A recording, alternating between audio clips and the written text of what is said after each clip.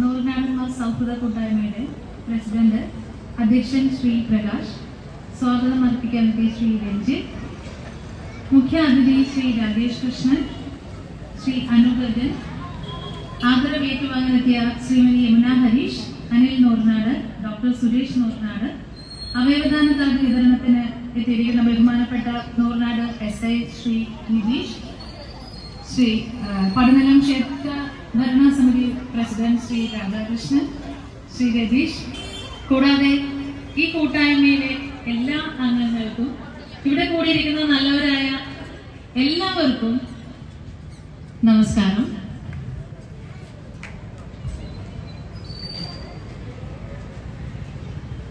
ഇന്നിവിടെ എത്തുമ്പോ മനസ്സ് നിറഞ്ഞ സന്തോഷമുണ്ട്. മനുഷ്യന്റെ മനസാക്ഷി ഇനിയും മരവിച്ചു പോയിട്ടില്ല എന്ന് കാണിക്കുന്ന ഒട്ടേറെ ജീവകാരുണ്യ പ്രവർത്തനങ്ങൾ നടത്തിയിട്ടുള്ള ഏവർക്കും ഒരു മാതൃകയായ സൗഹൃദത്തിന് പുതിയ മാനങ്ങൾ പറയുന്ന നമ്മുടെ ജീവിതത്തില്, നമ്മുടെ തിരക്ക് പിടിച്ച ജീവിതത്തിനിടയിൽ കുറച്ചു നേരം എവിടെയെങ്കിലും ഒക്കെ ഒന്നിച്ചിരുന്ന് നമ്മുടെ സന്തോഷങ്ങളും കുറച്ച് നാട്ടുവർത്തമാനങ്ങളും ഒക്കെ പറയുന്നതിന് വേണ്ടി പലപ്പോഴും ഉപയോഗിച്ചിരുന്ന സൗഹൃദത്തിന് പുതിയ മാനങ്ങൾ സൃഷ്ടിച്ചുകൊണ്ട് ജീവകാരുണ്യ പ്രവർത്തനങ്ങൾക്ക് വേണ്ടിയും മനുഷ്യന്റെ നന്മയ്ക്ക് വേണ്ടിയും സൗഹൃദത്തിനെ മാറ്റി എഴുതുവാൻ സാധിച്ച 85 പേരുടെ ഈ ഒരു കൂട്ടായ്മയെ ഹൃദയപൂർവ്വം നന്ദിയോടെ ഓർമ്മിക്കുന്നു. എന്നാൽ ഇവിടെ എത്തിയപ്പോ 300ഓളം അല്ലെങ്കിൽ 500ഓളം ഇങ്ങനെ നമ്പറുകൾ കേൾക്കുമ്പോ ഒരുപാട് സന്തോഷമുണ്ട്. വരുന്ന വർഷങ്ങളിൽ ഇതെല്ലാം ഇതിന്റെ ഇരട്ടിയായി മാറുവാൻ ഇവരെ ദൈവം അനുഗ്രഹിക്കട്ടെ എന്ന് ആദ്യമേ ആശംസിക്കുന്നു. എന്നാൽ ഈ അവസരത്തില് മറ്റൊരു കാര്യം കൂടി എനിക്ക് നിങ്ങളോട് എല്ലാവരോടും പറയുവാനുണ്ട്. ഈ ഒരു തലമുറ